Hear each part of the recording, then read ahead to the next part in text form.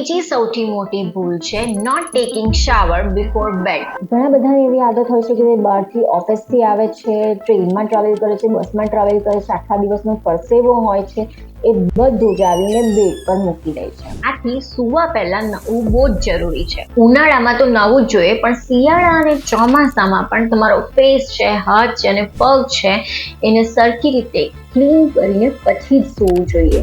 અને જે પણ તમારા ડર્ટી, ડ્રાય, ક્રેક્ડ હીલ્સ હોય છે એને લઈને બેડ પર ડાયરેક્ટ ના જવું જોઈએ, કેમ કે તેનાથી આખી રાત જે તમારી ડેડ સ્કિન હશે એ એક્સફોલિએટ થશે, બેડશીટમાં પથરાશે અને ત્યાં માઇટ્સ થશે અને એના લીધે સ્કિન પર ઇચિંગ થાય છે, એલર્જી થાય છે અને તમારી ઊંઘ બગડે છે. અને પછી તમે એમ કહેશો કે ડોક્ટર, અમે તમારી પાસે આટલી બધી દવા કરાવી તો પણ આ એકને જતા જ નથી. ચોથી સૌથી મોટી ભૂલ છે not removing makeup before bed. હવે તમે એમ કહેશો કે અમે મેકઅપ તો કરતા જ નથી, પણ મેકઅપ ના કરતા હોય પણ કોઈ પણ મોઇશ્ચરાઇઝર લગાવ્યું હોય, સનસ્ક્રીન લગાવ્યું હોય, કોઈ પાવડર લગાવ્યો હોય તો એને તો ક્લીન કરવો જ પડે.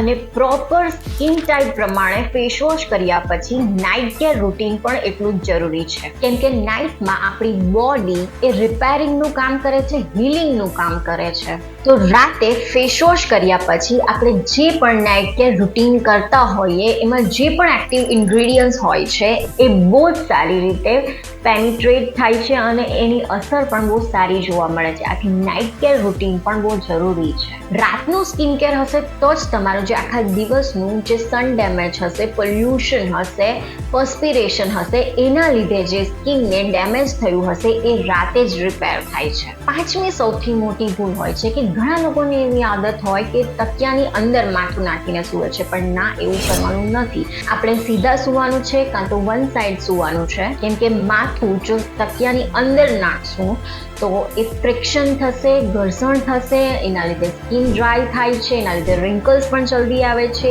એક્ને પણ થાય છે કેમ કે ડર્ટી હોય છે પીલો. તો હવે તમે મને કમેન્ટ કરીને એ કહેજો કે તમે અત્યાર સુધી કઈ ભૂલ કરતા હતા અને હવે તમે એ નહીં કરશો. તો મારો વિડીયો પસંદ આવ્યો હોય તો ફોલો જરૂર કરજો અને શેર જરૂર કરજો.